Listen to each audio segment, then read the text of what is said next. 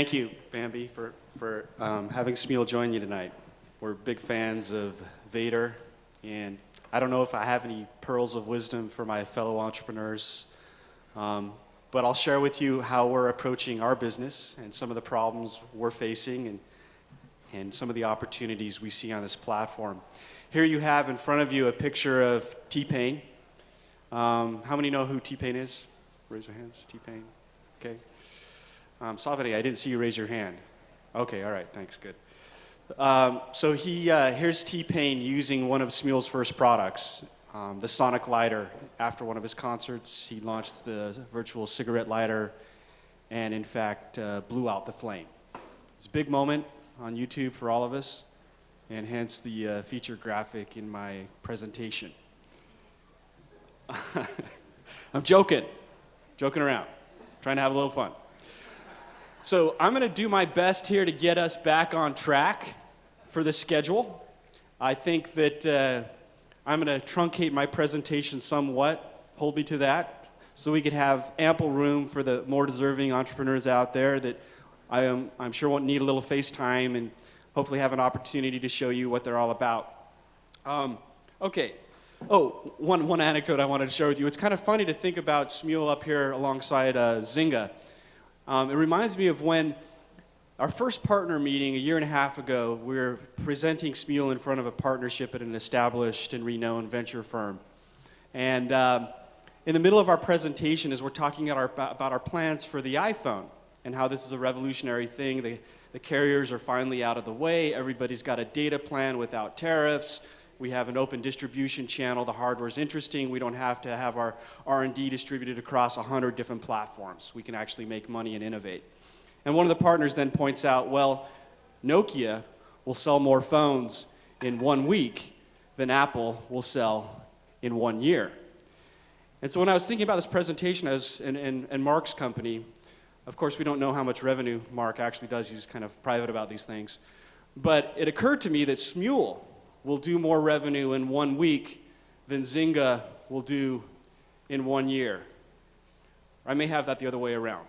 It's one of the two. It's one of the two. It's either we're going to do more in a year than him in a week, or a week in a year. But it's one of those two. Yeah. Anyway, we're actually off to a pretty good start. We closed a C round in December, and off to the races. Okay, so just briefly, and by the way, it's Smule. It's not Schmule. It's not S-Mule. It's Smule, okay? And it's specifically short for Sonic Mule, sound, and the mule. The mule. Okay. So our mission, we think audio is awesome. We have a bunch of folks that are really good in audio that did PhDs at places like Stanford and Princeton, built new audio languages, and we're out to realize the immense potential of audio. And audio goes far beyond recorded sound, which is really a passive experience. We also believe that people are creative. They just need a little nudge. And not a hammer, but a little nudge. And if we give them a little nudge, it's amazing what people are capable of doing. Sometimes it disgusts us, sometimes it surprises us in very positive ways, but this is part of our belief. And so we're not building products that kind of put a ceiling on top of what you can do and dumb it down. We really do try to open it up and say, show us what you got. And then finally, through this exploration of really new media, which we could call sonic media, or which you could call enhanced user-generated content, we're trying to create an interactive platform that literally is connecting people across the globe. I'll give you some examples to try to illustrate what we mean by that. So, first off, we focus on audio. We think a lot about music, and specifically social music. It's a domain we're quite fond of.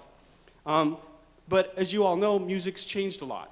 Here's an example of where music was about 100 years ago. This is premiere of Gustav Mahler's 8th Symphony in Philadelphia. If you can see the photograph, it's not a small symphony orchestra that's putting on this production, and it's 4 full choirs.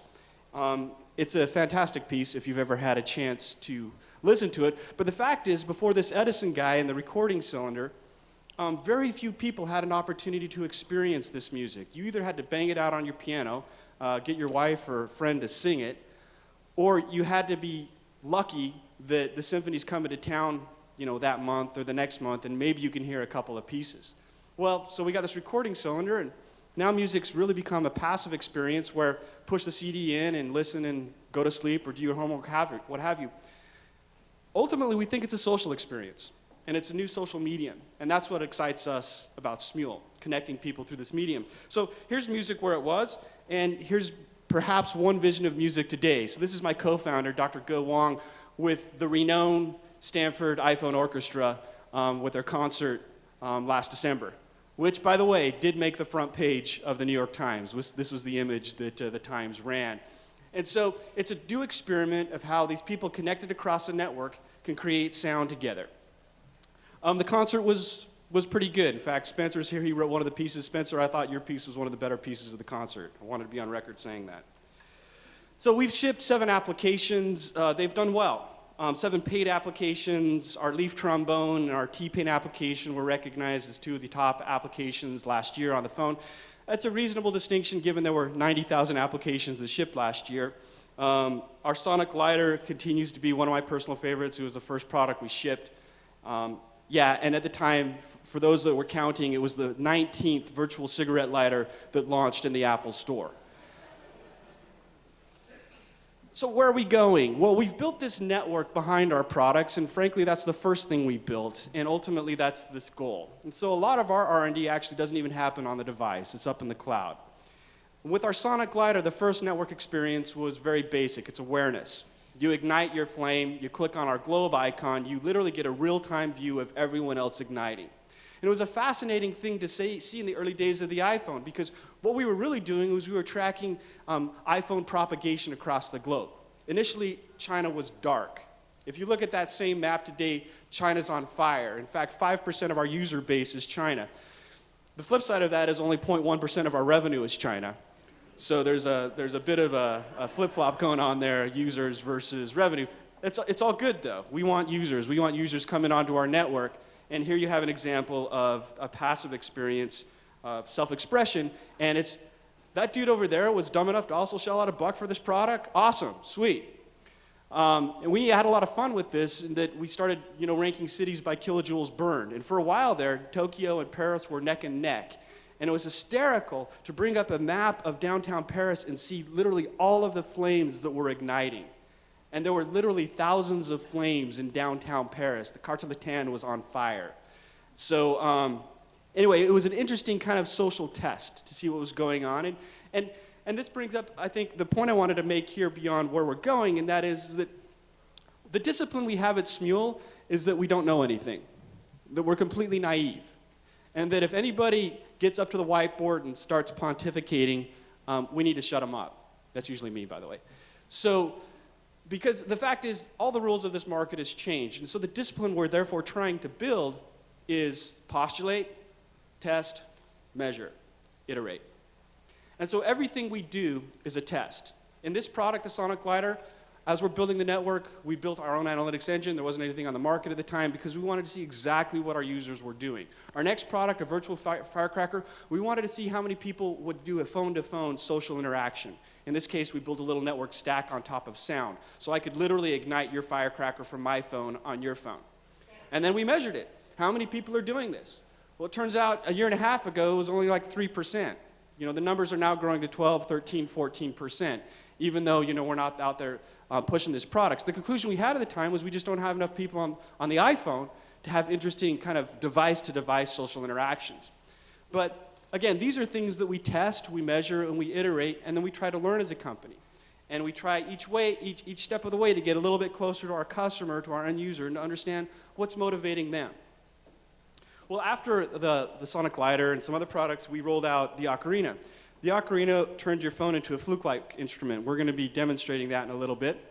It was magical, and we're very serious about it. We weren't trying to put a flute on your phone. We were trying to change your phone into an expressive musical instrument. And what happened was we would basically periodically peer into your phone and share a snippet of what you're playing with everyone else around the world. And so there's this fascinating experience. You click on the globe in Ocarina and you hear somebody's breath in Tokyo or in Cairo. And it's a wild feeling to think about, wow, there's a person on the other side of the world that's playing this music and I'm hearing it. And they're as bad as I am. And in fact, that was one of the design criteria our co-founder came up with, is like, should we allow people to dictate what performance they're sharing for this product? And we decided no. We decided it's random. We're going to decide with these server controls what snippet we're pulling out. Because what we want to do is kind of share the overall experience of how people are really bad, and some people stay really bad, and some people actually get better.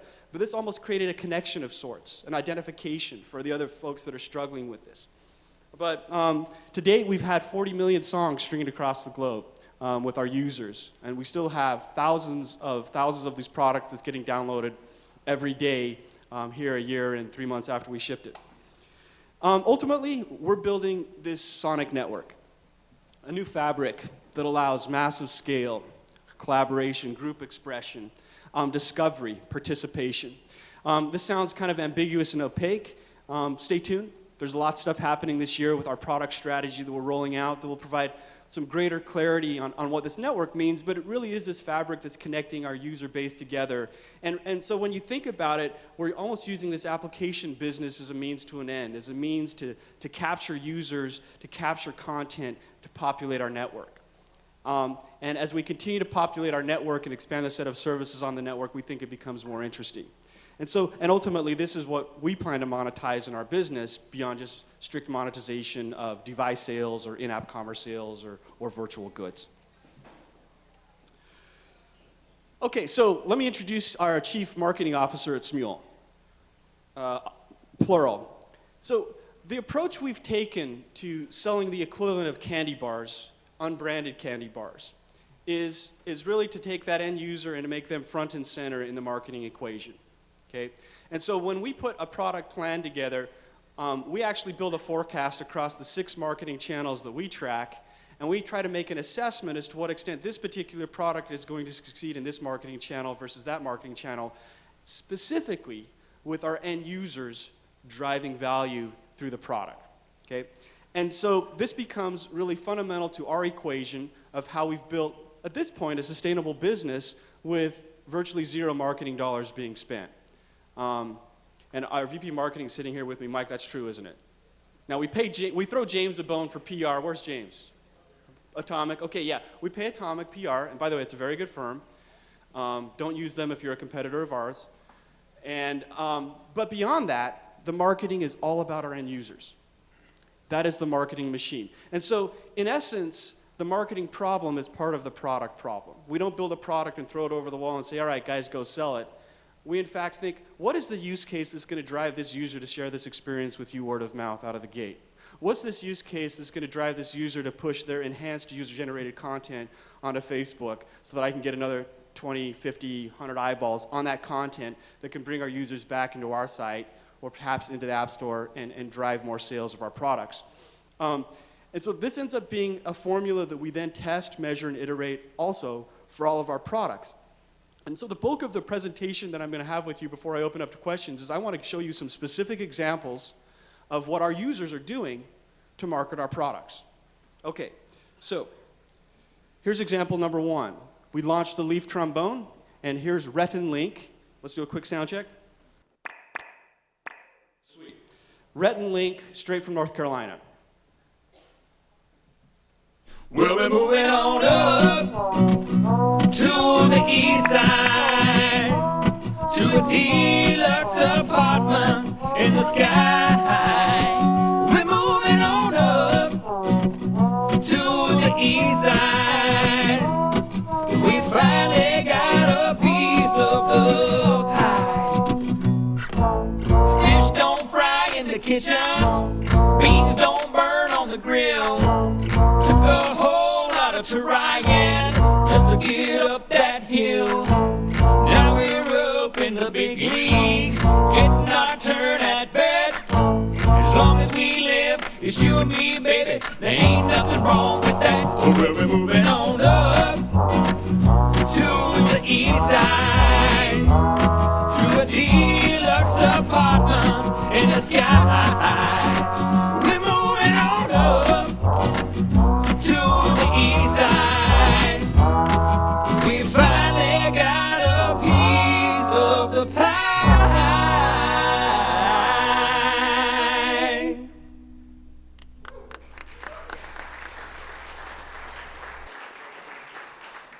They're awesome. And so here's an example. And it's one of the advantages of focusing specifically on our domain and this platform versus games. If I were to create a teaser video in a game showing you why the game was compelling, are you going to share that with a friend? Versus, here an expressive musical experience that you could participate in too. This ends up being a little bit higher on the viral scale. I hate that word, by the way, but I'll use it a few times. So, Rhett and Link. Here's another example. We call this Sonic Art. So here's a dude that's using our Sonic glider in downtown Pasadena and walking down a block and igniting his flame every step of the way so that when you go to our website and see where somebody's ignited the flame, he could spell out a word. Hi. Sonic Art. Apparently the guy's a 63-year-old retired gentleman. Turner? All right. He's awesome. Here's another example. Here's a user a student down in San Antonio, Texas, who actually is pretty good. He's an Ocarina performer, and he created this video to the theme from one of the video games. Here, I'll play it for you.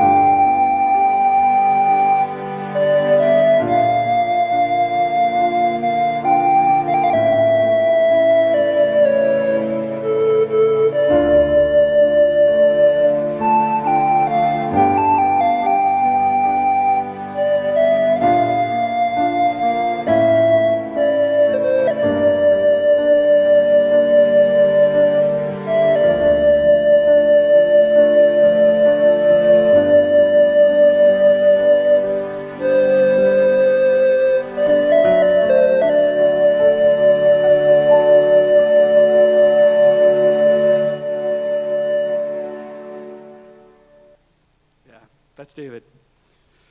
So here's an example of other structured content created by our users. We opened up a forum to allow people to create tablature form sheet music to teach other people how to play the ocarina. In this case, it's the theme from Titanic, and you can see this is not for the faint at heart.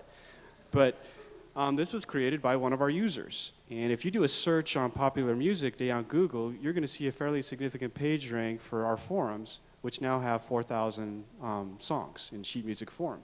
And so if you want to learn how to play a song and you don't know how to play the piano or you don't know how to sing, cough up a buck and go to our forum, check it out.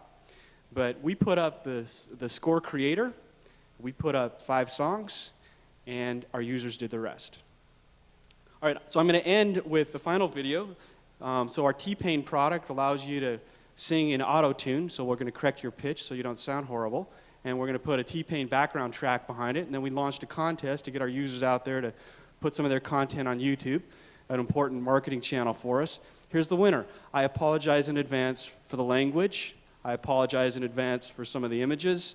But this was one of the winners, and they basically did a spoof on the On a Boat video that TPain had done on Saturday Night Live with Andy Samberg, for those that have seen it. Dude, the new BBM is sick. Dude, I am TPain. Oh shit, yeah. Gelato's ready, it's about to go down. Everybody in the place is the fucking death. But stay on your motherfucking toes. We running this, let's go. I'm on a boat, everybody.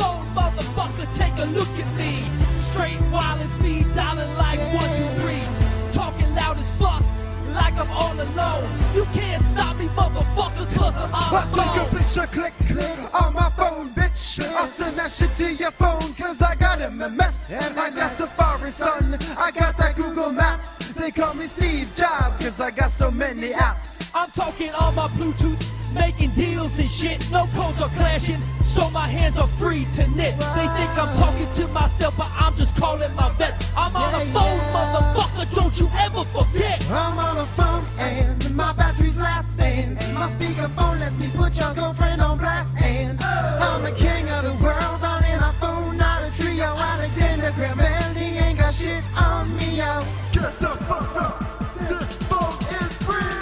Fuck mail, I'm on the phone, motherfucker. Fuck pages, I make calls, motherfucker. I'm emailing with my thumbs, motherfucker. The telegraph was just dumb, motherfucker. Hey Mark, you can see me now. Just send a Twitter post while I was underground. Gonna use this phone to get laid somehow. With my TPain out, anything is possible. Never thought I'd be on a phone.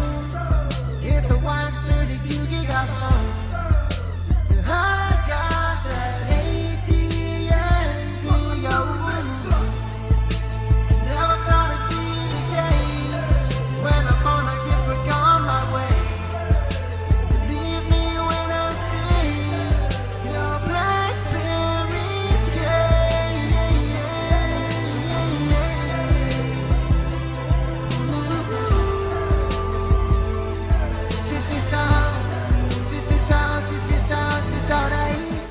She's out of yeah.